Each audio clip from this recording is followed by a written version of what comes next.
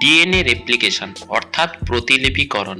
একটি ডিএনএ থেকে দুটি ডিএনএ কিভাবে তৈরি হয়? এক্ষেত্রে ডিএনএর যে নির্দিষ্ট স্থান থেকে এই প্রক্রিয়াটি চলে সেটি হলো কি অরিজিন অফ রেপ্লিকেশন বা আরম্ভ বিন্দু। এই যে অরিজিন অফ রেপ্লিকেশন স্থানে হেলিকেজ নামক উৎসেচক এসে আবদ্ধ হয়। এই হেলিকেজ উৎসেচক আবদ্ধ হওয়ার পর ওই স্থানটিতে ডিএনএর যে দুটো স্ট্র্যান্ড রয়েছে ওটি হচ্ছে সেপারেট হয়ে যায়, অর্থাৎ পরস্পর আলাদা হয়ে যায়।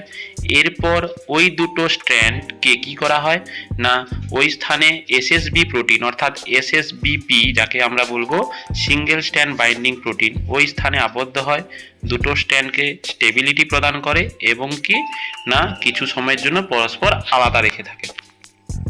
এরপর যে প্রধান উৎসেচক যাকে আমরা বলবো ডিএনএ পলিমারেজ 3, এটি কি করে না ডিএনএর 3' OH প্রান্তে থাইমিন বা নাইট্রোজেন যে সমস্ত বেস রয়েছে, থাইমিন বলো বা হচ্ছে গুয়ানিন, সাইটোসিন, ইউরাসিল, ডিএনএর ক্ষেত্রে অবশ্য ইউরাসিল নয়, সাইটোসিন, থাইমিন, গুয়ানিন, এই চারটি।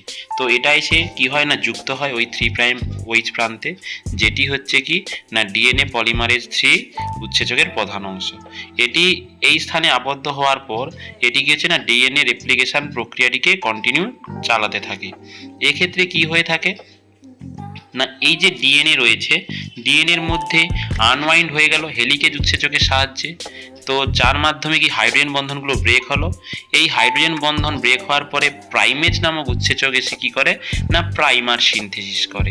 এই প্রাইমার সিনথেসিস করে কি করে না যেটা হচ্ছে অ্যাকচুয়ালি আরএনএ প্রাইমার। এই আরএনএ প্রাইমারটা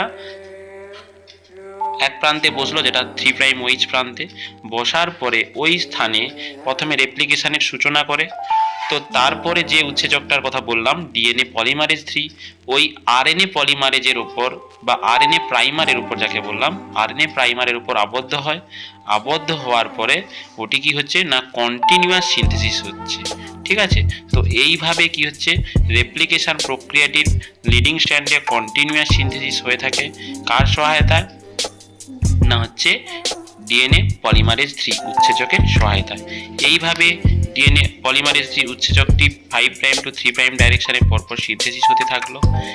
দেন ল্যাগিং স্ট্র্যান্ড যেটি রয়েছে সেখানেও একইভাবে ডিএনএ পলিমারেজ 3 খণ্ড খণ্ড অংশ সৃষ্টি করে, যেটাকে আমরা ওকাজাকি খণ্ডক বলবো। এমনকি না এই যে দুটো স্ট্র্যান্ড সেপারেট হওয়ার ফলে যে ওয়াই আকৃতির মতন একটা যে গঠন তোমরা দেখতে পাচ্ছ একে আমরা কি বলবো না হচ্ছে রেপ্লিকেশন ফর্ক। এই রেপ্লিকেশন ফর্ক হওয়ার পরে এই যে 5' to 3' ডাইরেকশনে ডিএনএটা সিনথেসিস হচ্ছে লিডিং স্ট্র্যান্ডে, এ কন্টিনিউ চলতে থাকে। এমনকি হেলিকেজ উৎসেচকটি হাইড্রোজেন বন্ধন ভাঙতে থাকে।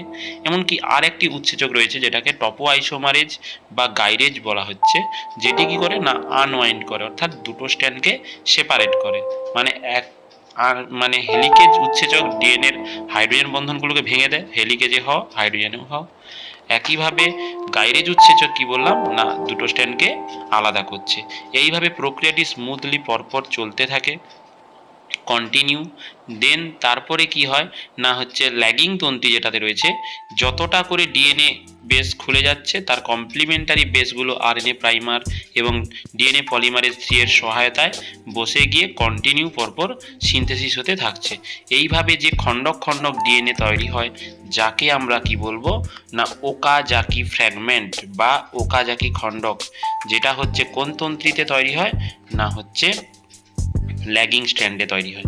এরপর কি হয়ে থাকে না আরএনএ পলিমারেজ এসে কি করে না ওই স্ট্র্যান্ডগুলোতে যে যদি কোনো ভুলভাল বেস বসে থাকে, অর্থাৎ আমরা জানি এর সাথে টি বাইন্ড করে, জির সাথে সি বাইন্ড করে, তো এগুলো যদি ভুল বেস থাকে সেক্ষেত্রে পল 1 ওগুলোকে ঠিক করে, যেটাকে আমরা প্রুফ রিডিং অ্যাক্টিভিটি বলবো। দেন ডিএনএ লাইগেজ উৎসেচক এসে ওই খণ্ডক খণ্ডক যে ডিএনএগুলো ছিল সেগুলোকে জোড়া লাগাতে সাহায্য করে, যার জন্য আমরা ডিএনএ লাইগেজকে কি বলি না মলিকুলার গ্লু বা আণবিক আঠা।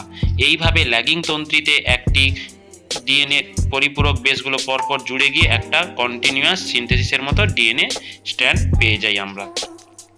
তার মানে ব্যাপারটা কি দাঁড়ালো না, লিডিং স্ট্র্যান্ডে কন্টিনিউয়াস সিনথেসিস হয় এবং ল্যাগিং তন্ত্রীতে যে ওকাজাকি খণ্ডগুলো তৈরি হয়েছিল সেগুলো লাইগেজ উৎসেচকের সাহায্যে পরস্পর জোড়া লেগে কি হচ্ছে না একটি ডিএনএ তৈরি হলো। এইভাবে প্রক্রিয়াটি কন্টিনিউ পরপর চলতে থাকবে, এমনকি যতক্ষণ না ডিএনএটা যতটা রয়েছে তো ততটা প্রসেসটা চলতে থাকছে 5' to 3' ডাইরেকশানে। এইভাবে প্রসেসটা হতে হতে একটা সময় যখন ডিএনএ সিনথেসিস পুরোপুরি দুটো স্ট্র্যান্ড সেপারেট হয়ে দুটো নিউলি সিনথেসিস ডিএনএ পাওয়া যায়, ততক্ষণ এই প্রক্রিয়াটি চলতে থাকে। এমনকি শেষে এই প্রক্রিয়াটি হওয়ার পরে দুটো আমরা ডিএনএ পেয়ে যাই একটা মাতৃ ডিএনএ থেকে। এই দুটি ডিএনএ পরবর্তীকালে কি হয়ে থাকে না হচ্ছে আবার সুপার কয়েল হয়ে নিউক্লিয়াসের মধ্যে অবস্থান করে যায় ক্রোমোজোমের মধ্যে। ঠিক আছে, এইভাবে একটা মাতৃ ডিএনএ থেকে দুটো ডিএনএ তৈরি হয়, যাকে আমরা কি বলবো রেপ্লিকেশন প্রসেস বা প্রতিলিপিকরণ। এইভাবে প্রত্যেকটি কোষের মধ্যে ডিএনএর প্রতিলিপিকরণ হয়ে থাকে, যেটাকে আমরা সেমি কনজারভেটিভ বা অর্ধ সংরক্ষণশীল বলে থাকি। ঠিক আছে, তো তার মানে লিডিং স্ট্র্যান্ড যেটা আমরা জানবো, যেটার মধ্যে কন্টিনিউয়াস সিনথেসিস হয় তাকে আমরা লিডিং স্ট্র্যান্ড, আর যেটাতে ওকাজাকি খণ্ডক তৈরি হয় তাকে ল্যাগিং স্ট্র্যান্ড। ওয়াই আকৃতির গঠনকে রেপ্লিকেশন ফর্ক।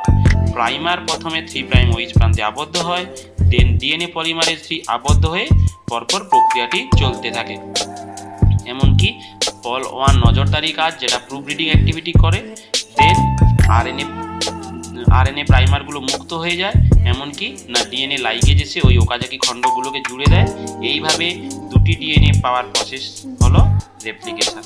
পরবর্তী ভিডিওতে তোমাদের আমি যেটা হচ্ছে ট্রান্সক্রিপশন প্রসেসটা দেখাবো। থ্যাংক ইউ, এমআর বায়োলজির পক্ষ থেকে।